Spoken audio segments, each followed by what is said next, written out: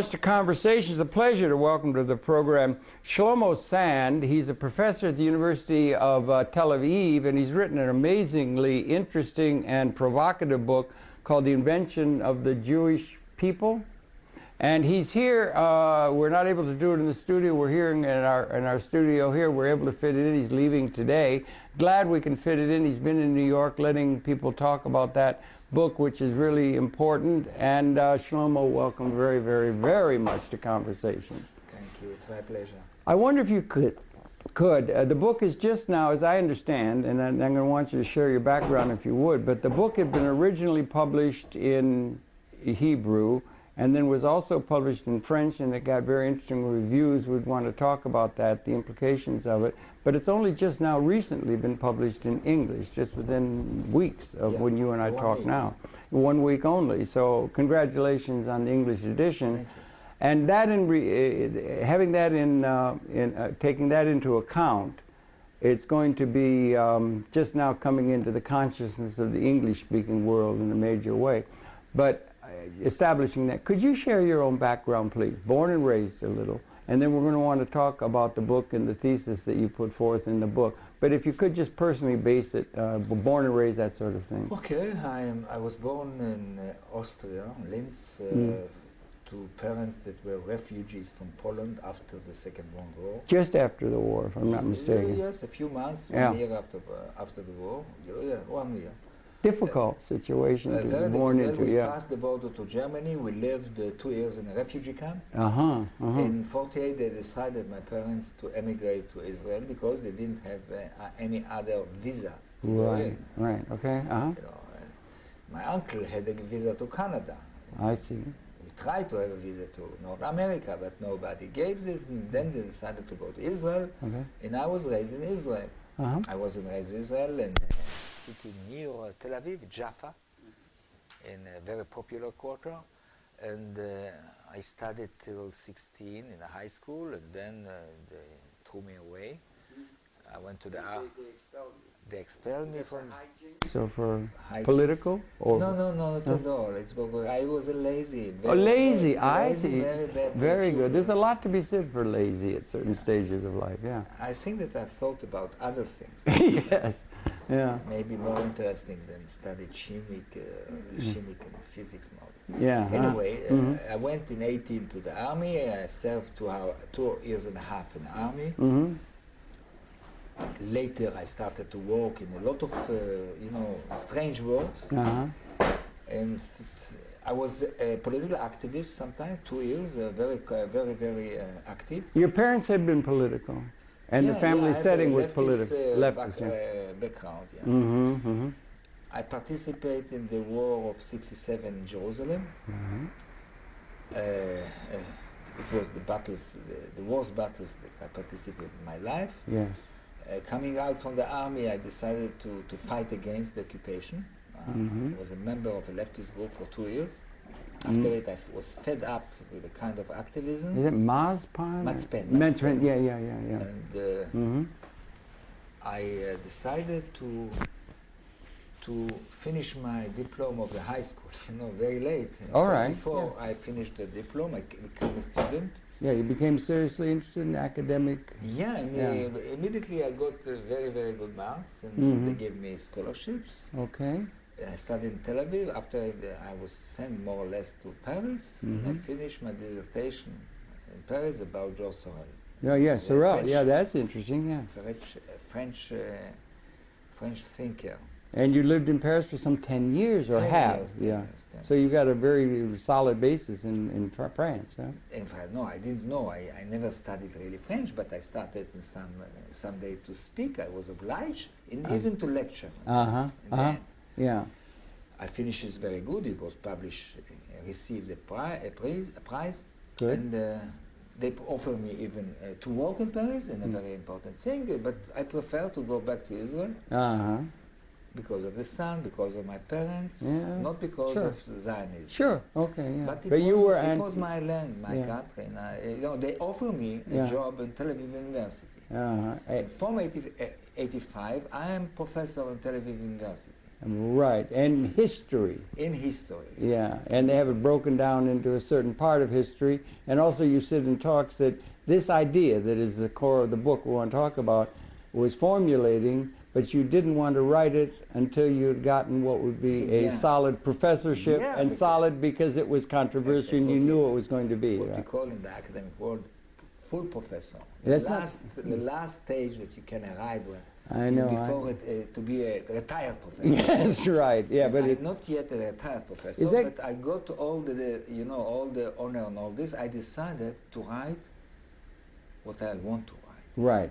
The first time that I decided to write in liberty without any consideration. That's important, and they have a thing called tenure here with the professor, where you can't be fired, and it's to protect political dissident thinking. I am a tenure. Yeah, okay, congratulations on that. It gives you a new freedom to be able to really... Exactly, and I decided if I have this freedom, it will be stupid not to use it. Do you use it? A betrayal not to use it. Yeah, and you're then making use of what had been gestating within your own consciousness on ideas of nationalism and historically based idea of the Jewish people and the Jewish country, and then the other issues that you were politically interested in. But you had a unique take, as they say, in terms of understanding the historical development of the Jewish people. Yeah, you have to understand that I am a general history department because we have two departments. I didn't have right to write about the Jewish history officially. Yeah, and all the historians in the Jewish department are Zionists. I never was a Zionist, and I'm not today a Zionist. I'm not an anti-Israelist, but I'm not a Zionist. Okay, because I'm a Democrat and liberal. I will explain later. Yeah, I would appreciate that. That's a very important distinction. I will explain later. Anyway, I was working very, very hard on nationalism. The idea of nation, what is nation, what is state nation. Yeah, that's your first chapter. Yeah. It's very nuanced, it's very interesting writing. I tried to explain in some new way, after others that push me to it, to try to understand what is the vocabulary, why you are using the word nation, how we are using nation, how we are using people, and how we are using nationalism, nationalism, ethnic problem and all this. Working on this, in some stage of my work, I taught this subject in Tel Aviv University. I became to the conclusion that if in my generation I will not take all the new ideas, all the new analyses about nationalism to the field of the Jew, we will have to wait another generation that come out, historian that will have the courage to confront it with the new apparatus, conceptual apparatus, you say? Yes, right, yeah. With the question of the Jewish people. Right, And then I said it's my mitzvah. A mitzvah is a gift. Yeah. I have to do it. And then I started to accumulate material. At the beginning I thought to write a book about the Bible. Why the Bible after all history. Why is not a history? Yeah. Why it's a very important theological work. One of the best pieces in the history of the human mind of theological work. A lot of good literature. Fantastic. All of it. But I insist that it's not a book, it's a library. The Bible is a library. And the Bible, you see, has a library composed with a lot of books. I wanted to take the Bible to confront it to all the discoveries, archaeological discoveries in the last 20 years. And the historical record as we understand it outside of what could be seen in a certain sense of the mythic nature of what's portrayed as history in the Bible. Right, a big theme. Archaeologists know, for example, the Exodus didn't happen. Exodus didn't happen. That's huge. Imagine. Okay, yeah. We are celebrating once a year in Seder and Pesach, Easter. Yeah. I remember that I was in shock the first time that I heard that Exodus didn't happen. Yeah. Wow. There is a lot of reasons why it couldn't happen in the 13th century. Because at that time, Palestine, Judah, Canaan was occupied by Egyptians. There is other reasons. We cannot find any evidence in all the archives of the Egyptian kingdom. And they left after them a lot of material. So what we're taking... Nothing about Exodus. So the Bible, and when we say the Bible, we have the New and Old Testament, we have the Torah, we have the... I'm speaking about the ancient... and we've accepted, by and large, the story of the Bible as history, when if you put it against the real record of the historical understanding emerging, it doesn't hold up. It didn't hold up. It's finished. Okay. It started to finish. Mm-hmm. And I thought to go further and to analyze all this discovery, because I think that archaeologues are very nice, but they didn't do it deeply enough. Okay. Secondly, I tried to show how Zionist historians took the Bible as a history book. Yeah. Put it forward as a historical book. You have to know, me as a pupil in Israel, I started when I was 7 years old to study the Bible as a historical book. Okay. Special courses. I mean, we have courses of the Bible from 7 years old till the end of the high school. And they're accepting it as history. As history, because it was a secular school, you know, it wasn't a religious school. I don't have, I didn't have to put a kippah and all this. We are reading mostly the narratives in the Bible has real history. Yes. And you understand? Yes. We put out all the miracles, all the strange things. We keep it. You know, we kept all the secular narratives in the Bible, and then it is the story of our people. Yes. Now I try to show that how, first of all the narratives are not history but legend, myth. Yeah. Okay. You're right. Exodus, the kingdom of David and Solomon, and a lot of other things. These kind of things are always used by people who are trying to form a national identity with people. They will repair to anything we can. You know, Daniel Boone's stories or whatever. Daniel Boone's story, or the French. If you take the French, they used Clovis. All the goals. The heroism of Jules Caesar. And they'll use everything they can in a public relations way to build a sense of nationhood and strength and political power. It's very important to understand it's not only the case of Zionism. Most of the nation, to build nation, you have to invent people to the past. Thank you. You could write a book on the invention of any nation, and it would be equally able to separate the wheat from the chaff. With one difference. Most of the constructor of nations invent to the past a people. Yes. The Zionists wanted to invent a Jewish nation. Right. One moment, they didn't succeed. They succeed to build two nations in the Middle East. What is a nation? To be simple. Yeah, it's a big subject. You wrote your first chapters on it. I will make it very short. Okay, good. Okay, yeah. For me, more or less. Okay, yeah. Nation is a people that asks to be sovereign on himself. Sovereign, you see? We have 192 nation states currently. Okay. In this year. For me, a nation is a group of people that want to have independent government. Okay. To govern itself independently. Right. Okay? This is my definition. Yeah. The definition of a people, for me, the simple one, is a human group that has in common a few practices, a few, cultural practice norms, but secular one that is common to everybody, like a language, a way of life, like music, like food and all this.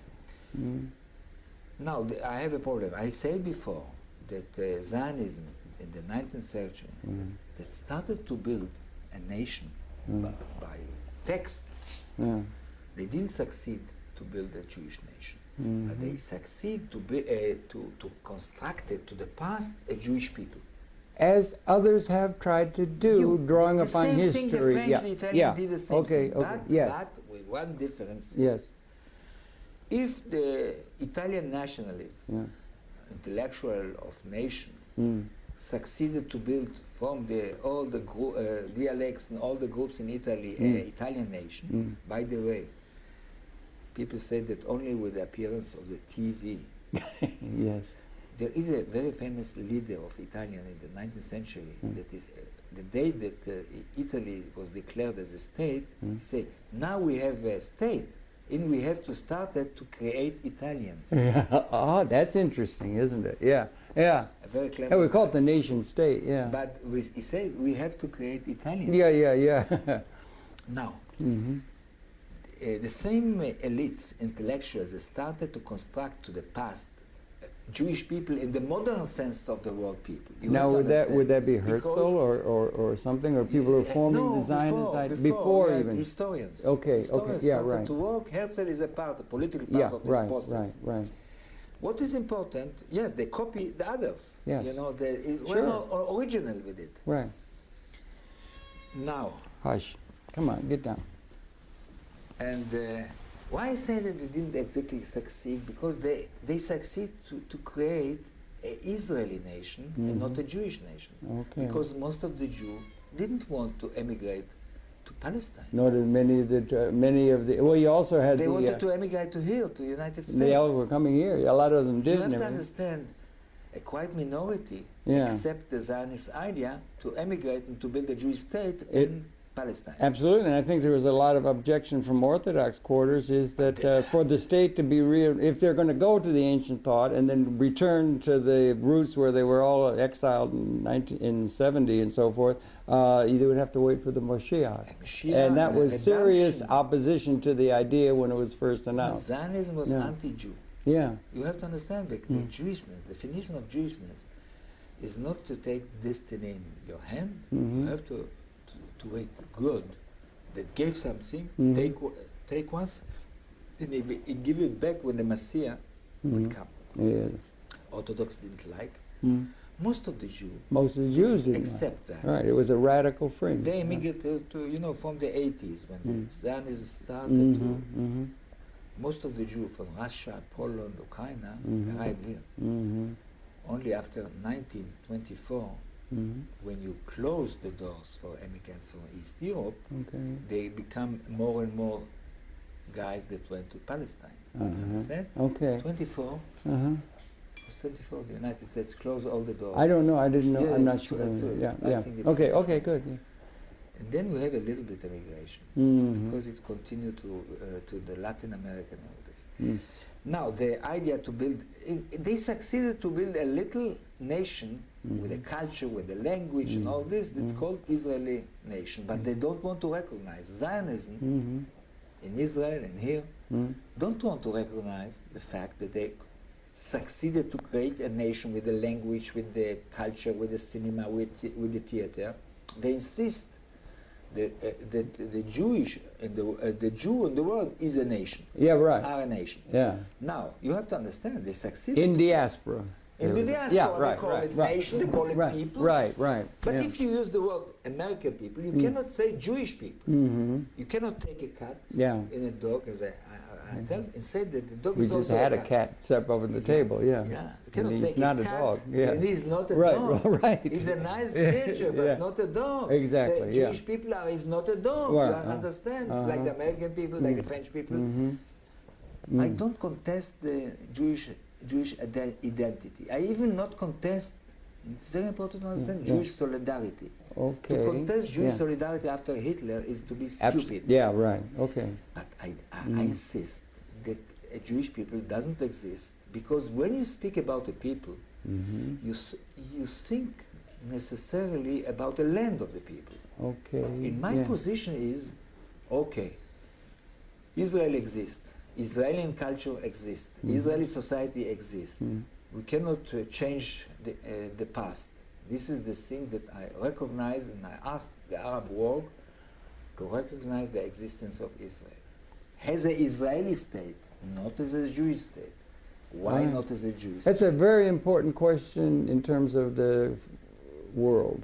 Yeah, because it's very important. Because that's a very important issue. I insist. I have Arab students in my class. Yeah, I'm sure you do. Yeah. They are Israelis, but the state say that it's not an Israeli state. It's not their state. It's the state of Madoff, Joe Lieberman, and Woody Allen. Yeah.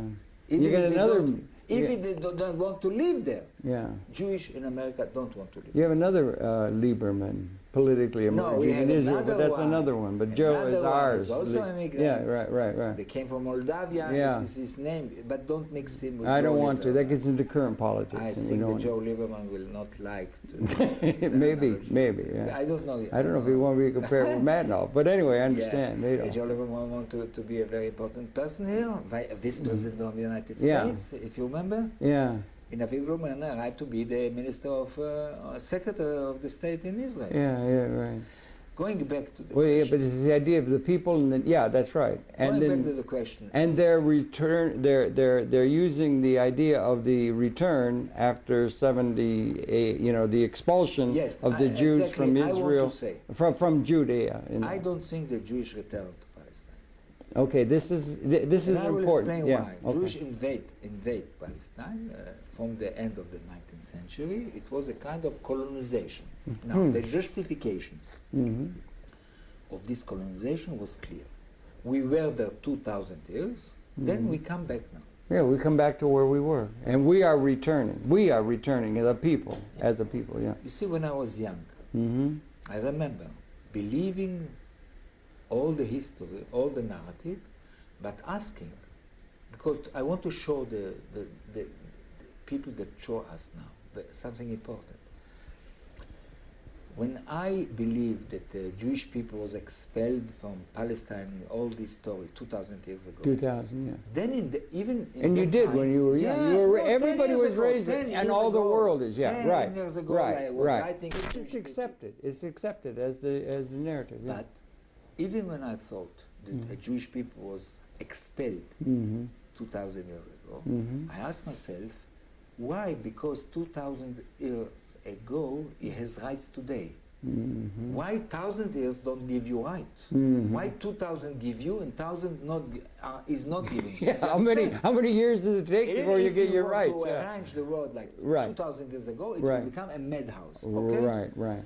Then I critique the Zionist idea of return before thinking that I could write a book like this. You understand? Now, in the process of writing the book, I write to the 3rd chapter, and I discovered, it started by chances, by anecdote.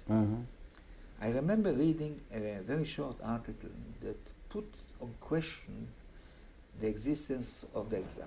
I mean, the fact that the Romans expelled Jewish from Judah in the 1st century. And seeing that in a separate class other than a mythology rather than a fact, as had been accepted in the conscience. And most of the people watching this program to accept the Bible as fact. I'm sure that most of the people looking at us are sure that the Jewish were expelled 2,000 years from Palestine, started to wander in the world, arriving to Moscow, make a U-turn, and come back to Palestine. Now, what is important to say? I believe it. 6-7 years ago, really, I was sure. You were sure that was the case? Yes, I was sure. Like with everybody else? Yes, including 99% of the people watching this program? 100%, maybe. 100%. Well, there may be a few creeping in with your book. Right. Okay. New ideas come hard. They only let Galileo off the hook about 10 years ago for saying we weren't the center of the universe. Sometimes it takes a while, but go ahead, Now, I remember reading a little article put in question. Then I decided to go to our very, very big, great library in Tel Aviv University. Looking for books that telling the expel of the Jew by the Romans, by Titus. And I remember coming to the library, going to the section of Jewish antiquity, and looking for books on the exile, of the act of the exile. There must be many. There must be just there'd be Niagara we books. We have books about the community in Bukovina, the Jewish community in Warsaw. You understand? I was sure that exile will be the old world. It's such a big thing. Right. And everybody and everybody knows that that's the case. On our money, conventional wisdom. That we were expelled.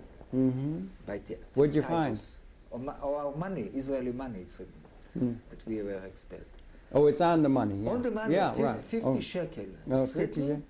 Agnon, what he said when he got the Nobel Prize, he said we were expelled by, and also by the Romans, and also in the declaration of the State of Israel, it's written that we were expelled 2,000 years ago. It's part of the accepted, yeah, it's the conventional wisdom. State. Yeah, okay, yeah. I went to the library. Yeah. Started to look for books. And with my big surprise, I didn't find even one book. Not even one book? One book. No, to be Was honest till the end, I found one book. One book? That tell how the Jews were expelled from Rome back to Judah. Oh, really? Yeah. That's interesting, yeah. Yeah, only one book. The title was The Practice of Exile of the Roman Empire. One book. I was sure, I remember taking the book, it's 5 years ago, 6 years ago, Yeah. it was published by American, I think. I said, well, here I will find the process of the way that the Roman expelled the Jew. Suppose you hadn't gone, go ahead. Yeah. I did.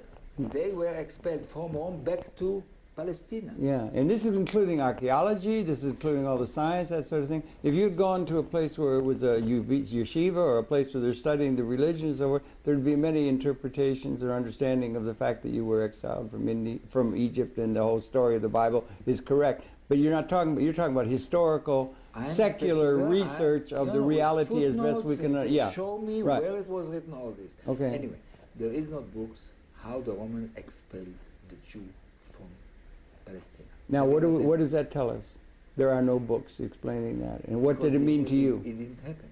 It did not happen. The expulsion did not happen. It didn't happen. Okay, go on. That's a huge thing. So that the diaspora and the creation of the Jewish people of, let's say, Ashkenazi, Eastern Europe, and so forth, that have had such an effect on the world, was other than what that story would tend to make one believe, that they are connected to people who have been expelled by Titus. Yeah. The Ashkenazi nations or groups. I will come to. You have to understand that I was so not sure about myself. Yeah. Okay. I went to the historians, specialists of antiquity, and asked them, guys, all my life we learned that the act of exile, the Jewish were expelled from Palestine. Show me books about it. Show me research about it. These are the scholars. Yeah. The scholars, the specific scholars. What did they say? We never say that it was exile. What did they say? Then I say, but everybody in the state, everybody outside the office that I spoke, go out, ask the first student that you meet if the exile happened or not. Everybody say. Of course, yeah. Everybody knows. Yeah. It's say not exile, a little bit emigration. After the revolt, they felt so badly in the area, and they left the place. I think you have evidence that they emigrate, if not about exclusion. You have evidence about emigration. So did they bring all that out? No, they say that there is not really. But maybe there weren't any records. There is not any book about emigration. Even emigration, yeah. Voluntary movement. Then then I become more confident in my work. In the thesis. In the thesis. And I asked myself two questions. One, what happened with the guys on that stayed there and were not expelled? What happened with the Jewish in the place? Weren't many of the Jewish people peasants that were not all urbanized and so forth? No. The majority are peasant in Judah. Yeah, that's what I meant. They were in the time of Titus. 15% are peasant. I thought I heard you say the kingdom of David was not so mighty as it might have been. No, I'm speaking now about the second kingdom or the second temple. Okay. Okay. Later. Okay. And what is important to know is that most of the Jews at that time stay in place, didn't go away. Stayed in Judah or Palestine. Right. As you want. They were not expelled, they were not emigrated. Only little elites, soldiers, intellectuals, you think, went away. Yeah. some commerçant, but the population, the mass of population, Just stayed. like everywhere with that. Like that's the case in most places. When Most people, places. it's hard to get up and move. Exactly. You For need, it peasants. helps if you've got For some peasants. shekels or you got some Exactly. money or something and all that. Yeah. Then I asked myself, what happened there with the guys? Or if you're forced, that's different. If you're forced, but you say it was but not the Roman forced. didn't All do right, it. that's See, very It interesting. was not their tactics, not their strategic to push away. And you're people. confident that's the historical record that we have to accept if we're going to be real to the historical reality. By the way, Yeah. I discovered that the first Zionist, most important Zionist, coming in the beginning of the 20th century to Palestine, they know that it wasn't exile. They know that a big part of the peasant are descendants of the old Jew. These are people who would be called Palestinians. Yeah, Yeah. later Palestinians. Yeah. They call it David Ben-Gurion, Yeah. Yitzhak Ben-Tzvi, Israel Banki. I'm speaking about the first Zionists in Palestine. Okay. Early 20th century, did you Early say? 20th century. Yeah. They're They coming. consider Yeah. the Arab peasants that are going to become Palestinian in the future, they consider them as Jew. And because but were they maybe of a Muslim persuasion now, having been converted in the meantime? And Possibly? they say Yeah. the fact that the Islam arrived in the 7th 7th century, century, right. he was nice to Jew, nicer than the Christians. So they converted. The most majority were converted. That's Especially, really, a part of them, I am sure, didn't know they are converting to another because Muhammad insists that he is another prophet. Of the book. Of the Yeah, book, yeah. and he recognized all the prophets before him. Right, okay. Yeah. Much more important is the first conquest of Islam, they free everybody to pay taxes if he is converted to Islam. Big incentive, no? Huh? Big incentive Yeah, you to see, do if that were the case, I yeah. believe that most of the people accept it, and I will believe that today, if you propose it to the New Yorkers, They would probably to pay all taxes you or don't have to to- become Muslims, You might become a Muslim. at least the clever guy. Yes, right. No, will I take the Islam understand. as Yeah, option. yeah, By right. the way, I think that most of the Palestinians, of the Jew, was converted to Islam. Most of them stay in place till now. But wait, if I may, but we have millions of Ashkenazi. One moment. I will Okay. The question: what happened with the guy, with the people in Okay, place? okay, one thing at a time, right. The second was how come that we are so many Jews in the world? The second question. And this is a chapter also in my book that I try to explain that Jewishness, the Jewish monotheism, was the first proselyte monotheism. Protestant. Proselytism. Yeah. The first monotheism that practiced conversion. That's like, I think maybe, I'm not sure. Proselytism. We're talking the Proselyte. Protestant. No. Not Protestant? Proselyte. Okay. Proselyte. Okay. Proselyte. Right. Yeah. In French we They're say. proselytizing. Yeah. Yeah, right. Okay. We understand. Yeah, that a lot of that comes out of the Protestant systems. Most of the Jews that exist in the world till now are a product of mass conversion from the 2nd century before Jesus Christ till more or less the 8th century of Jesus Christ. Okay. More or less. Okay. I show in the book Yeah. how it started with the first kingdom, Jewish kingdom of the Maccabean, that they forced all the neighbors to become Jew by the sword. You know, they forced them to become Jew. In the Jewishness or Judaism continued to, I would say, to conquer souls by propaganda, by synagogues. The synagogues were one of the instruments to convert people. And I found there is too many evidence to see how a big part of the population in the Roman Empire started to convert it to Judaism.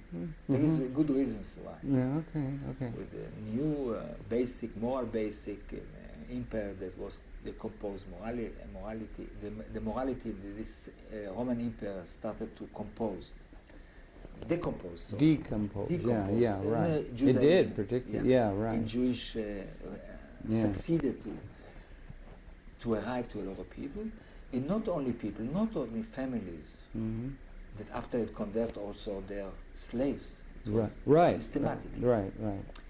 Also kingdoms. Mm-hmm. The first kingdom that was converted was in Babylon in the 1st century after Jesus Christ. It's in Hebrew the name is Hadayev. I think in English you pronounce it differently. Adayev. Yeah, I think I know. I can't say it all. I know what you. Yeah. I don't remember exactly the name that's used to call it in English, but it's Hadayev. 1st century. Yeah. The second one was in Yemen. Yes, you talked to this. Yeah. Right. It was in the 5th century. The kingdom of Yemen decided to convert themselves, and this is the reason that we have till today so nice girls from Jewish Yemen, for example. I thought it was all because of the beautiful sea, Red Sea breezes, with the curly hair, right? Curly hair. Yeah. Oh, the curly hairs of the Jewish Yemen is exactly the curly hair of the other Yemens, Muslims. And, right. Anyway. And that held for quite some time, that empire, the Judaic empire in Yemen. 150 years. It was from the, more or less, the second half of the 5th century till the beginning of the 6th century. Okay, that's a considerable time, Yeah.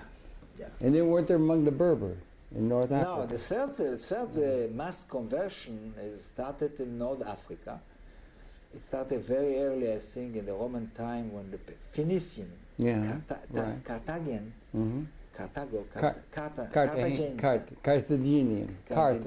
Carthage, started to convert to Judaism after the Berber. The Berber, I mean the tribes in North Africa. It's been more. And that those people did come into Spain, as I understand. Invaded Spain. It's unbelievable. It was the center of civilization, exactly. Andalusia. In the beginning of the 8th century, 711. And there was a Jewish component to that. Yeah. Serious. A lot of Berber soldiers were Jewish. They fight side by side with the Muslims to take over Spain. And then there was... This is the reason that in Spain, not in France, not in Italy, not in Greece, developed a very strong Jewish community for centuries. And then they were making link back to the classical traditions of Greco-Roman. They were carrying that along. That was a big bridge, because we were in the Middle Age, Dark Ages in Europe. And they have a kingdom, a tolerant kingdom of Muslims, a lot of Jews. Okay. In North Africa also, it was, I keep telling to my students that Jews were in North Africa before the Arabs. Okay, that's really something. Yeah, that's interesting. Yeah, that would grab. This is the reason that anti-Semitism cannot come and have complaint against me, because I am saying Jewish were in France before the Frank. Yes, right. Jewish people were in France before. Jews were in Africa, in North Africa, before the Arabs came. Right. And Jews were in Ukraine before the Ukrainians. That's where we get to the Khazar. To the Khazar, the biggest. And that's the biggest. And that's like root to the Ashkenazi presence, perhaps, in East Europe. I think that Zionist historiography cannot give any serious answer to the question, how come that so many Jews in the 19th and after in the 20th century were concentrated in East Europe. Yeah. Wow. You have to know that at the beginning of the 20th century, 80% of the Jews in the world are living there. Most of the American Jews, their origin is from there. Right. Poland, Russia, Ukraine, Lithuania, Latvia, and all this. Right. The German was different. Quite different. The German Jewish. Quite different. Yeah, okay, but it's maybe a sidebar, but yeah. Part of them are different to today in a lot of things. Okay. But I want to say that Zionist historiography cannot give any explanation about this blow-up, demographically blow-up in East Europe. And the question is, how come? From where they come? Right. This is the question. If they weren't exiles going in diaspora, driven out by the Romans, and that these are descendants of the people who had lived at the time of Titus, if they're not descendants of that, who are they? And are they then part of the Jewish nation that can be tied into the idea that we're going to return to where we had our roots biologically? Very carefully. Very important I suppose question. that the Khazarian hypothesis is the most serious hypothesis. Yeah. Even if we have partly evidence, we are sure that it was a very, very strong Jewish kingdom there. Between the Caspian and the Black Sea. Exactly. Okay, yeah. This is not out of question. Mm-hmm. The Zionists, till the 60s of the 20th century, say that, this is, it's true, they come from the East, most of the Jews, but yet in Khazaria, the most population of Khazaria came from the land of Israel before.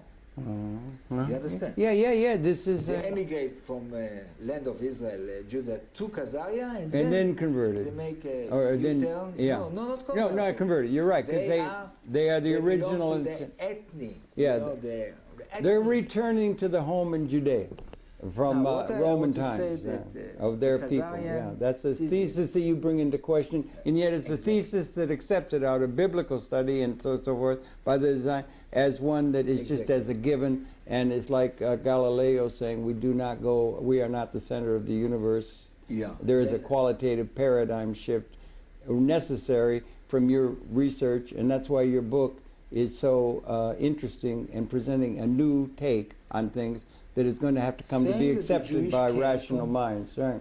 Jewish came from so many origins. They are so different between them. Yeah.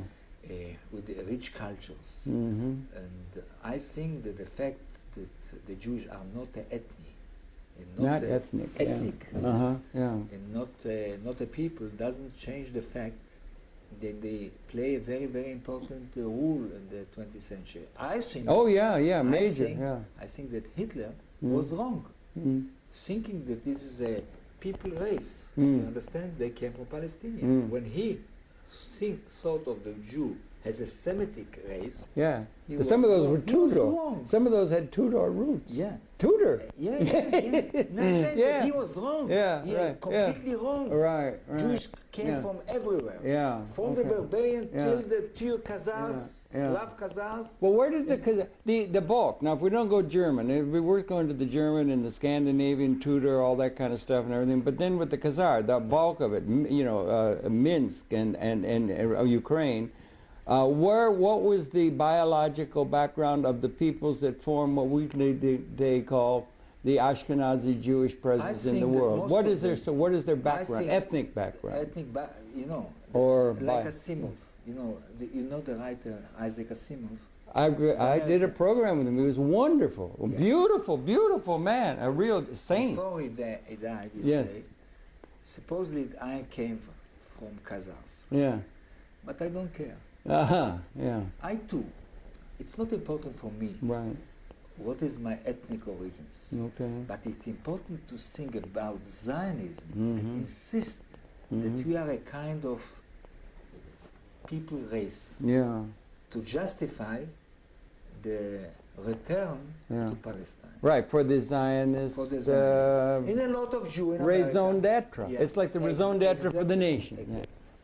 And it's flawed in terms of the historical record. You have to understand it's a bluff. Well, everybody does it. Everybody comes up with theories, and they will use public relations and things in order to get. One important difference that today, in the beginning of the 21st century, most of the French knew that they are not the descendant of the Gauls. Yeah, right. A Gaul.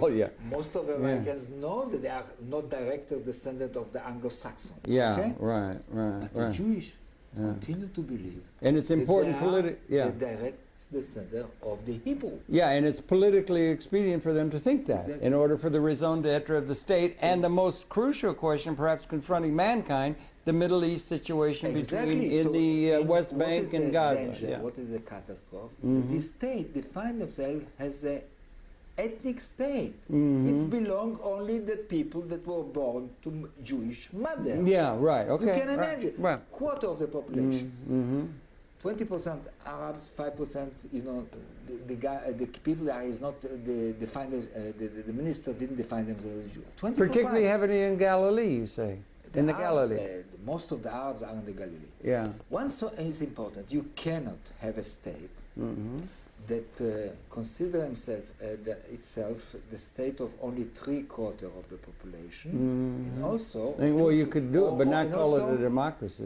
And call it democracy. Yeah. And also seeing the Jewish in the world really potentially the citizens of the state.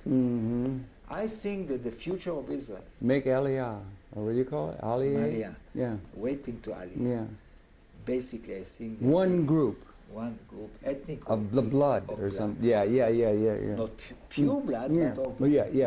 That's the myth. Yeah, this is the... Yeah. Well, let me ask you... book, Okay, I want to make sure I ask you something. Was well, go ahead. written to decompose it.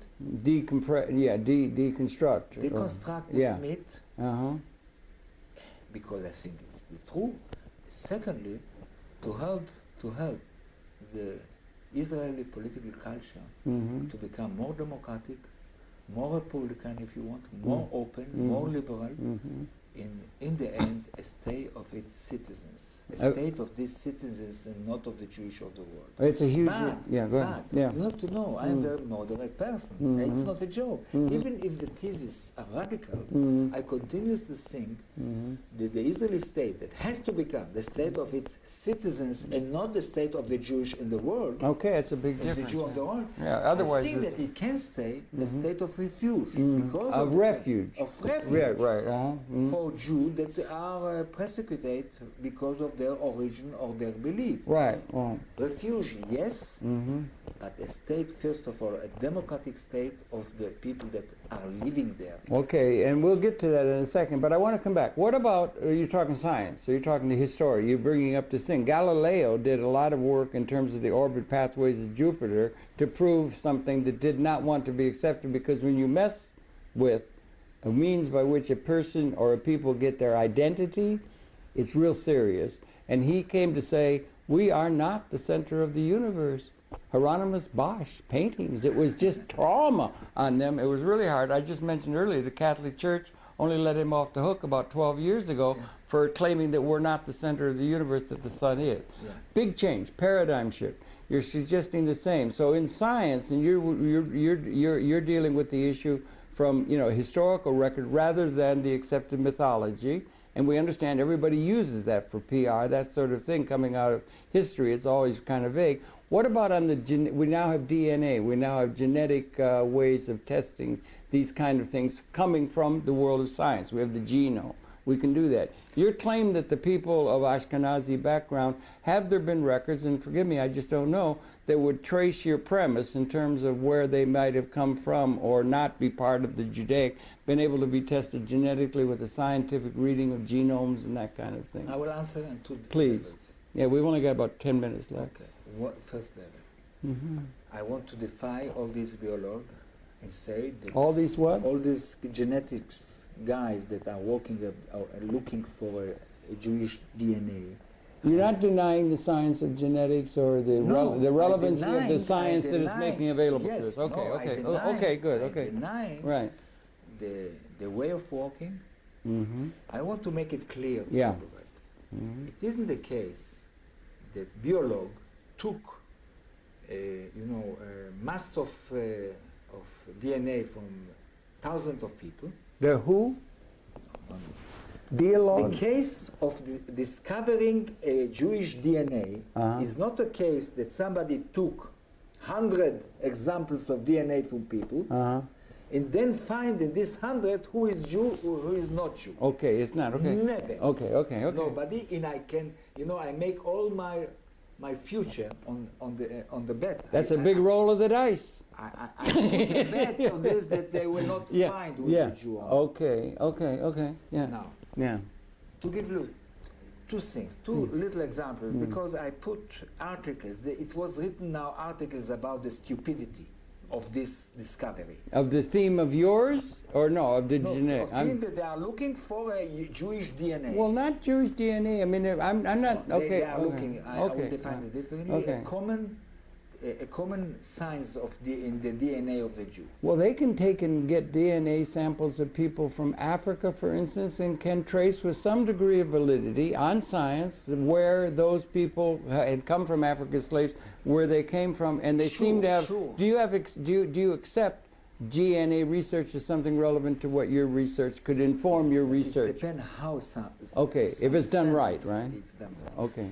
Now, I'm living in a state yes. that the Jew cannot marry a non-Jew. I understand. Then I am revolting that you are looking biologically who is a Jew, first of all. Okay, okay. Because why? Because I am a son of people, of refugees of the Shoah. Not because you're afraid it would disprove your theory. No, not at all. No, not that. Okay, okay.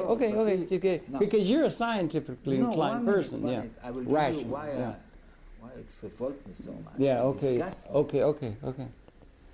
In 2000, the first most important group of biological in Israel, that found... Oh, biolog, like biologists. Biologists. Geneticists. Yeah, okay, I understand. That's the word I misunderstood the other day. Yeah. The most important group of biologists in Jerusalem University. Yeah, right. Let know the journals that they found in the Y chromosome. You know what this chromosome? Y chromosome, male chromosome. Yeah. Y chromosome, they found something that made Jewish very close to Palestinians. Oh, really? Oh, really? It was a headline. Palestinians. It was before the second Intifada started. A year later, God is laughing. God is laughing. A year later, I'm putting in my book the same group of biologists, the same group declared we made a mistake. We are not close to the Palestinians, we are close to the Kurds. To the what? Kurds. Kurds. We are other, brothers. The Kurds, to show you that it's so, how we say, absurd. Weak. Yeah, weak. Absurd, Yeah, weak. Weak. It's a science that started yet. You are, and for the moment, and I defy them, the biologists, they are looking under the... And the geneticists. And the geneticists. Right. Now, I took all their materials and I saw how they are working, how many samples they are working. It's terrible. I repeat, it's terrible. Terrible in what way? Because it's not large enough? It's not well chosen? Enough, okay. And also, they left outside a lot of material. Selective, the way you select what you deal with. We are simple people, not scientific one, you and me.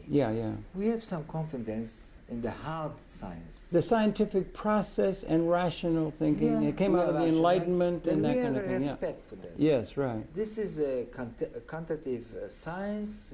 It has to be true. Okay? And that we don't allow the political people with an agenda interfere with the scientific process in order to prove a certain thesis that is convenient to their mess.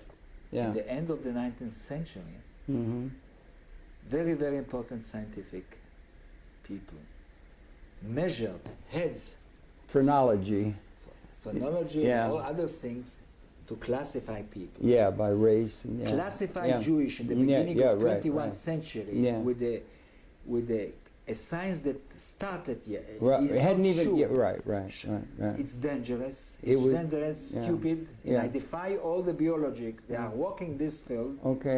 To show us in how many samples they are using it. In one thing I asked, took the samples with people that you don't know for where they come and find me something common for the Jewish. At that time, I will be convinced that this is... And you would encourage if they would do a thing that would be done right, with the understanding and the context by which it's going to be done and everything, that could help to test your thesis.